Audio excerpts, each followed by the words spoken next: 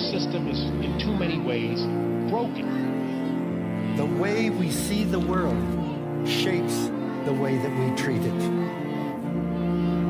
This is Making Contact.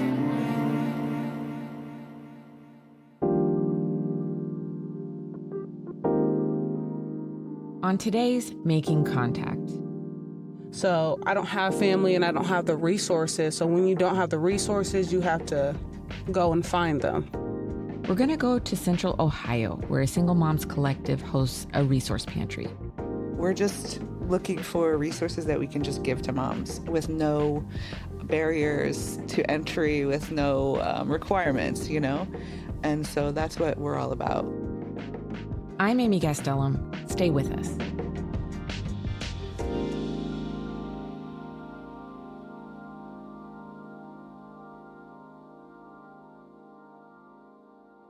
This is a fridge. This is where we have all our veggies. As you can see, the veggies. I wanted some blackberries. It's a sunny Sunday morning. Rugi Ingade sorts through a refrigerator stocked with fresh berries and tomatoes. This is the Motherful Resource Pantry. She's one of a handful of women helping to stock the shelves before it opens at 10. But she's also shopping. We have a lot of things for evening nights. You know, banana fritters. Look at this. I love mushrooms. I love raviolis. I'm taking this home. You know, even a dessert. Everything comes from Trader Joe's. We've got all of these to take home. There are a few local companies that donate, but Rugi's right. Most of the food comes from Trader Joe's. They give away stuff they can't sell to local organizations. Motherful serves single moms like Rugi and their families. They know that having enough healthy food is especially important to kids' health and development. Here's one of the founders, Lisa Woodward. Well, I'm super creative, and that's what I like to do is find ideas and think of ideas. I was a teen mom, but I was super good at finding resources. I see some younger moms that are just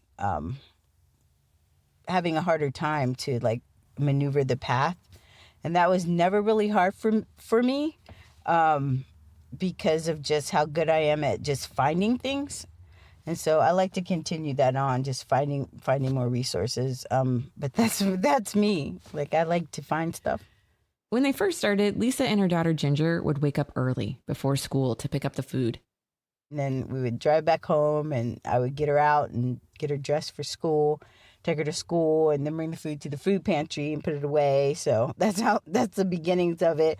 And then we finally hired someone to pick up the food every day because it was getting a lot. But we're happy to have it, and it's all high quality, yummy food. Motherful doesn't check IDs or pay stubs, and they don't ration what people can take. We have tons of fruits and vegetables. We get a lot of meat and eggs, some surprises. Sometimes Trader Joe's will give us buckets and buckets of flowers, or we get a whole lot of asparagus at once. You never know. But it's all good stuff. And our moms volunteer and just help it keep going, our pantry. Besides food, the pantry is packed with diapers and baby formula.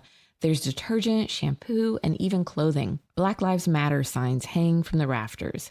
It's organized enough to find the essentials, but unexpected treasures like romance novels also surface here. Motherful's pantry is sort of like going to an auntie's house and searching through the spare fridge she keeps in the garage. It's almost 10, time to open for business. Some of the helpers take off, but the ones who stay are hoping they're going to see some babies today. Hey, that baby deserves all the pictures. That's what I'm telling you. Love you. Love you too. Hey, that baby deserves all the pictures. Wait till you see it. The volunteers take a seat around a table, and they stay there until the early afternoon. Hearing them talk and laugh makes it cozy. Meanwhile, a young woman walks in. What you getting? Similac, because there's a shortage, so I'm just gonna take a few. Kay Riley stocks up on formula for her newborn daughter, Wisdom, then asks a volunteer for help finding the right size diapers. Excuse me, sir. Do you know what size these might be? Which size are you looking for? Newborn. The smallest ones we got, right? Yes. That's, This is ones. yeah. You can wear ones too, so that's Yeah. fine. On her way out, Kay stops when she sees a pile of books. Have you gotten books from here before? I have. I actually read one of them already, which is really good. And they have a book club as well. So. Are you part of it?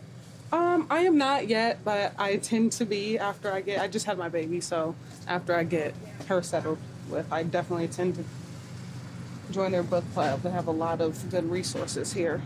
A lot. She pockets a novel and heads to her car.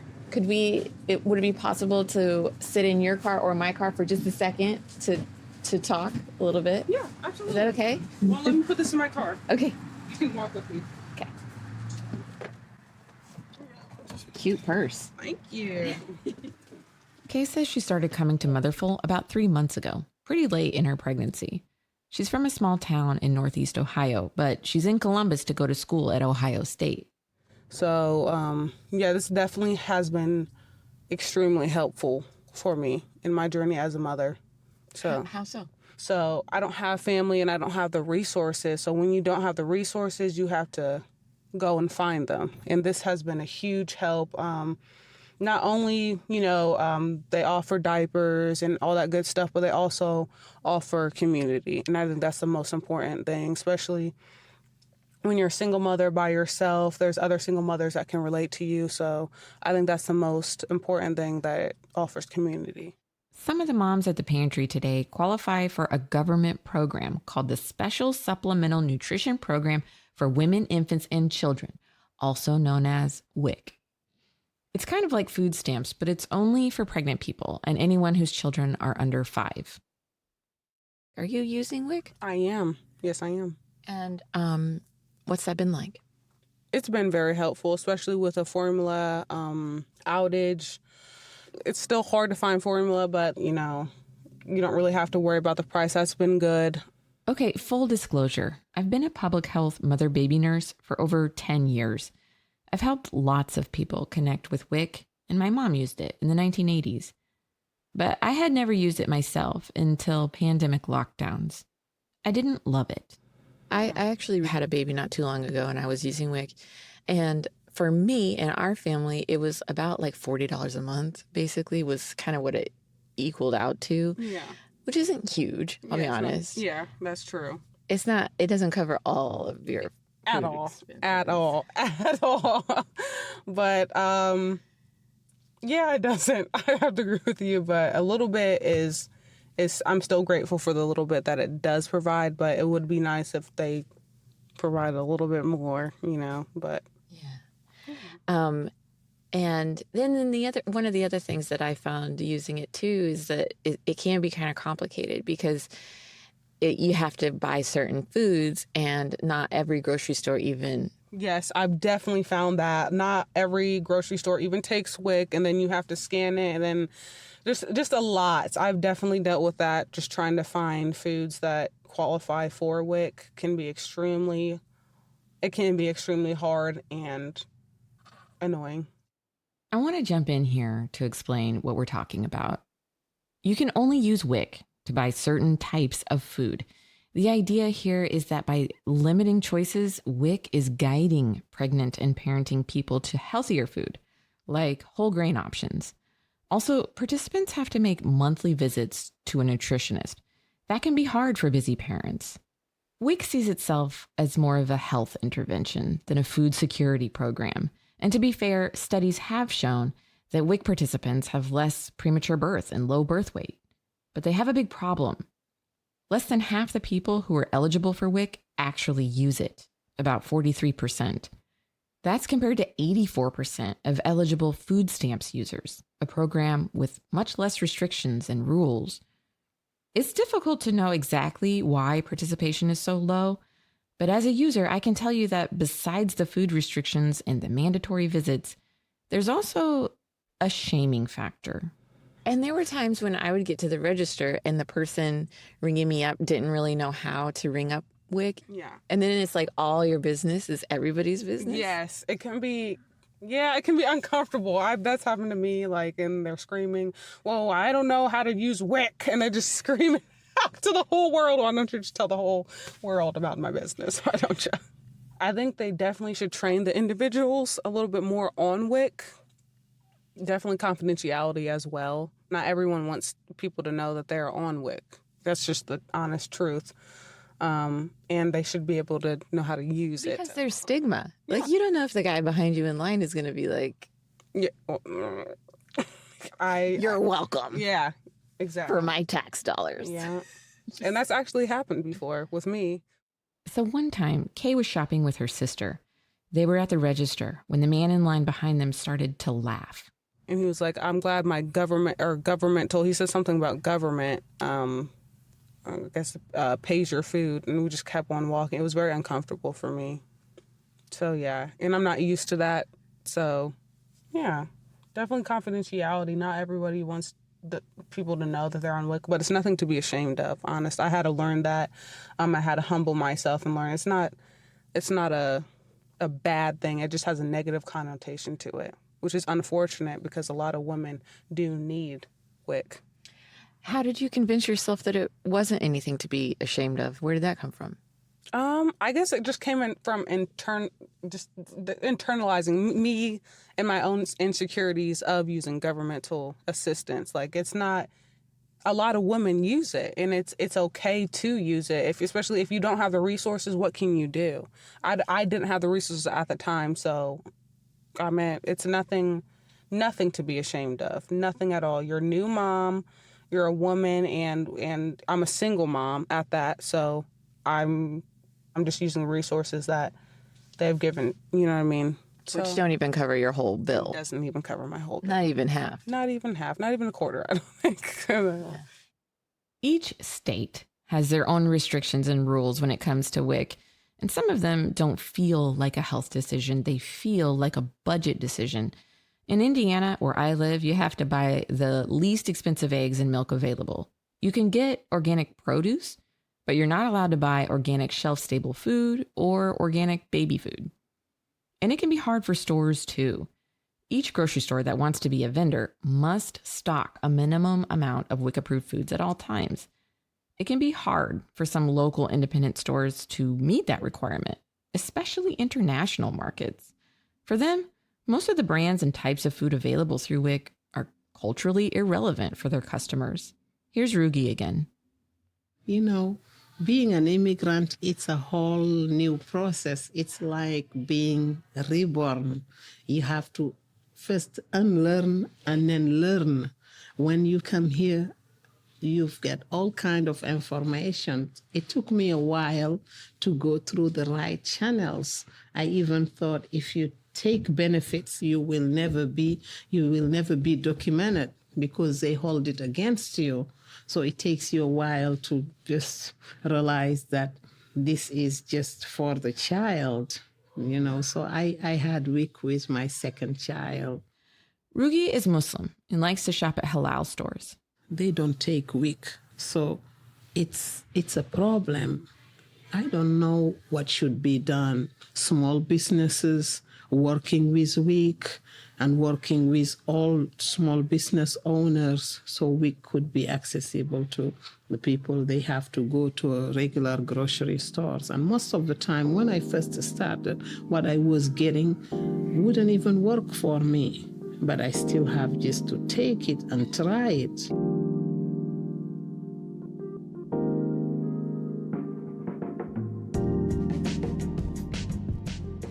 You're listening to Making Contact, and a story about the Single Moms Collective Motherful. To learn more, visit us at radioproject.org or our Facebook page. On Twitter, we are making_contact. On Instagram, we are Making Contact Radio Project. Okay, now back to the show.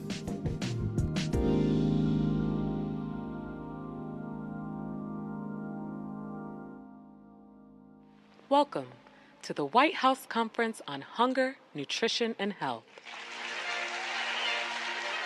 In September, President Biden took to the podium to talk food policy.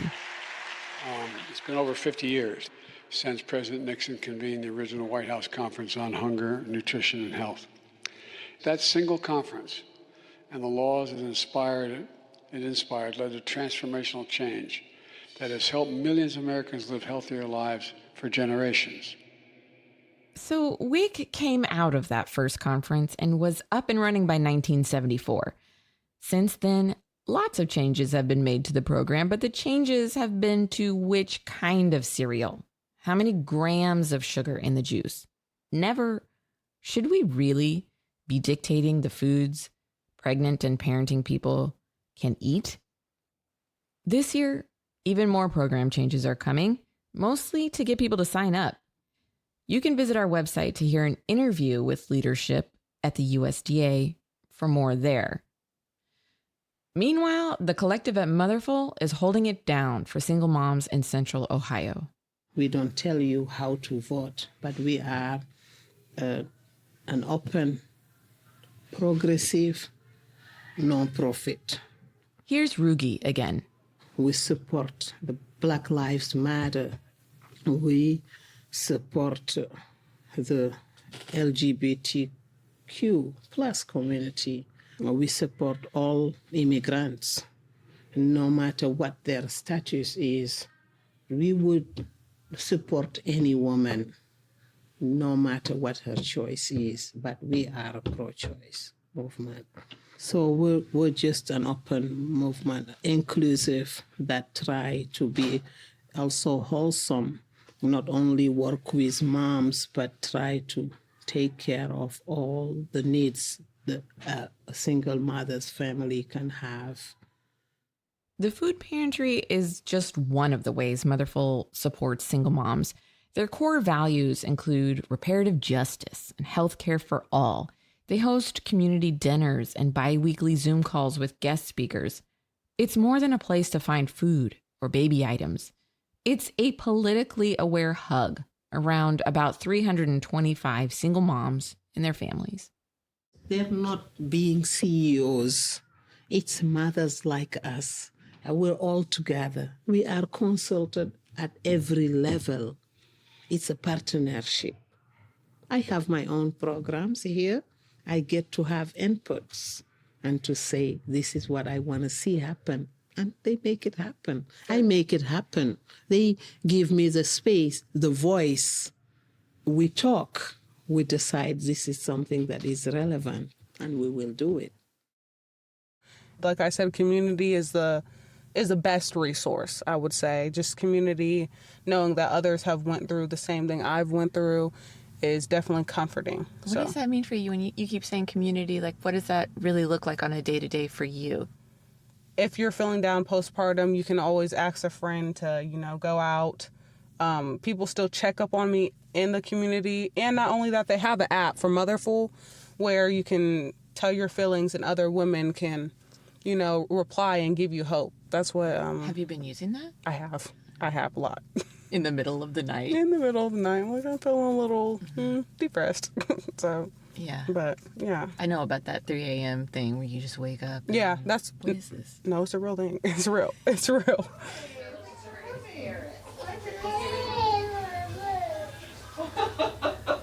He's like, where's my mommy?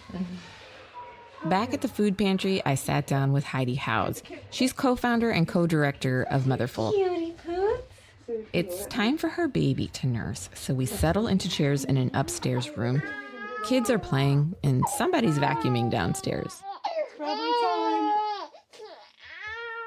I asked Heidi how WIC relates to Motherful's plan for food justice.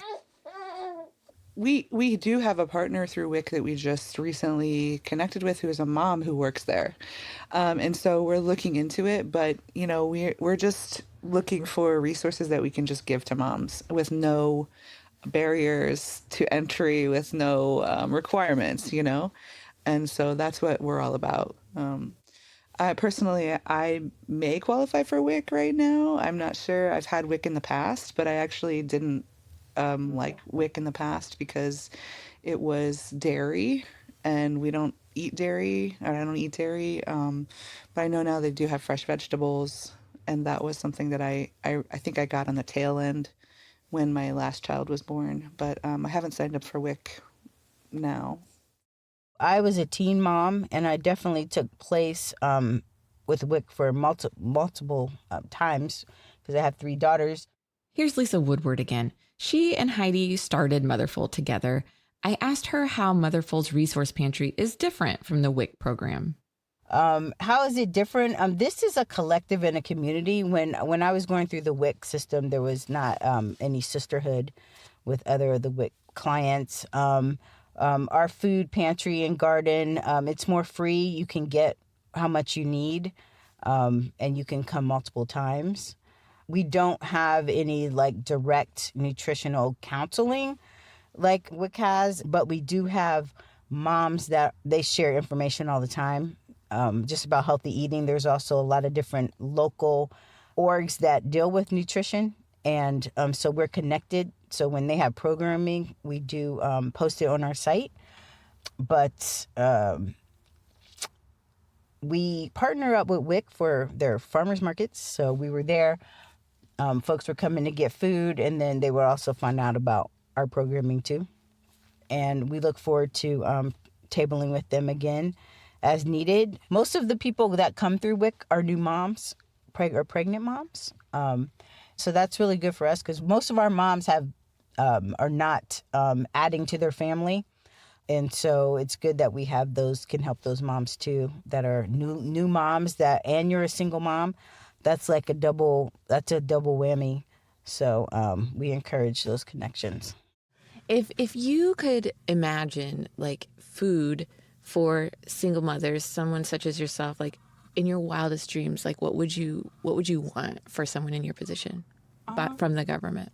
I would say like for a period of time, just covering, I would just say like at least half, I guess half of the expenses. It can be extremely hard. I'm not saying if you're working and if you're able to work, I would say half. But if you're not able to work, I feel like due to you having a child and stuff, I feel like the government should assist mothers, single mothers, especially when they're single.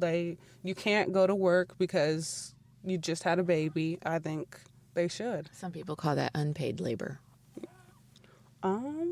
Meaning, well, when you're taking care of your baby, it is work, right? Like you're working. Yeah, that's exactly. You just don't get paid. That's exactly what I was about to say.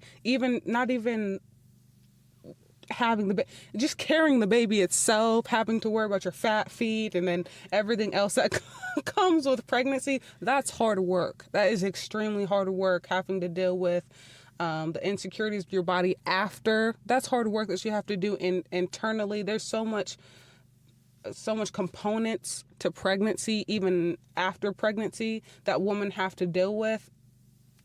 That's work to me. That's work. So, yeah, that's labor for me. Whew. The ultimate dream would be like every household has a garden.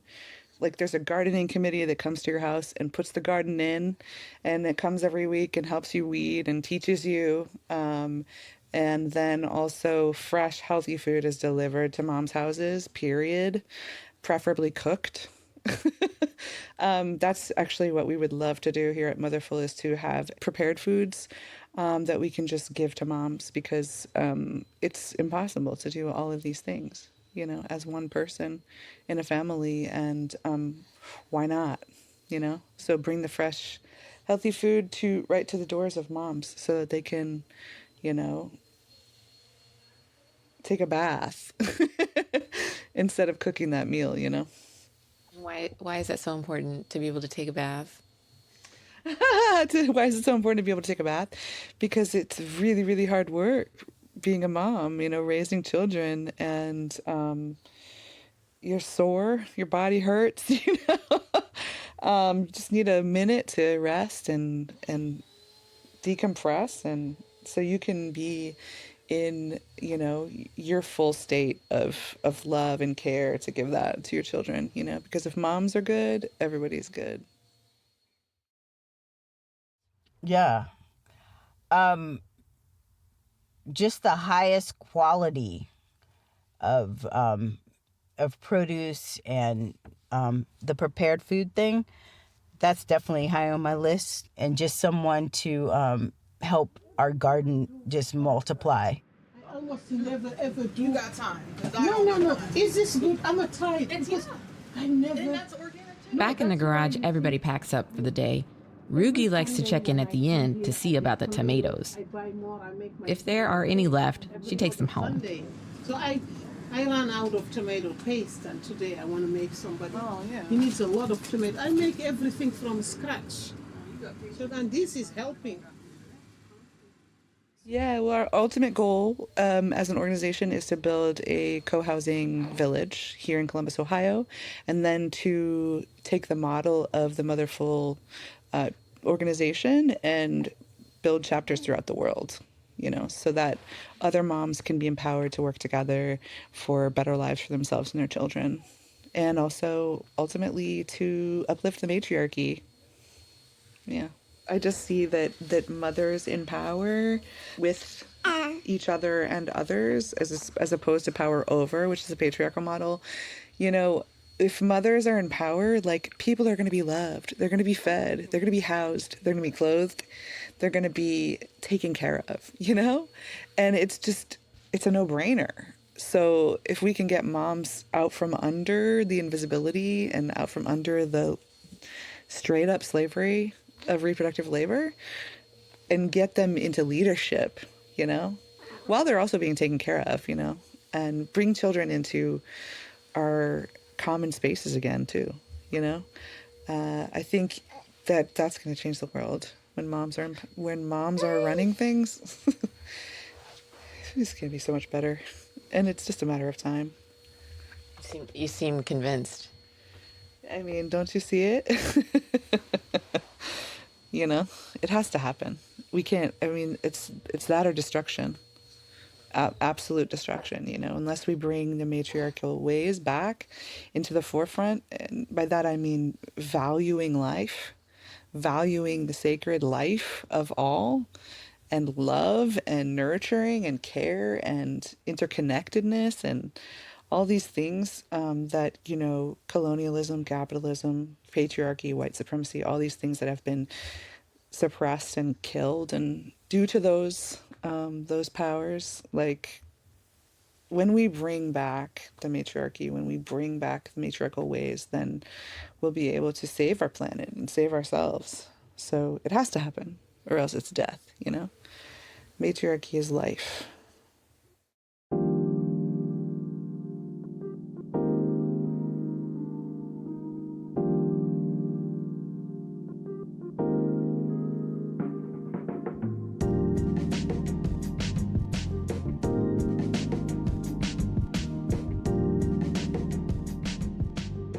A huge thank you today to the women of Motherful, especially Lisa Woodward, Rugi Engade, Heidi Howes, Cherie Hampton, and Kay Riley.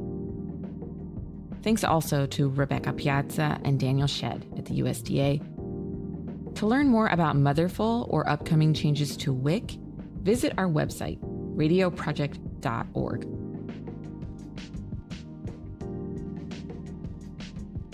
For Making Contact, I'm Amy Gastelum. Until next week.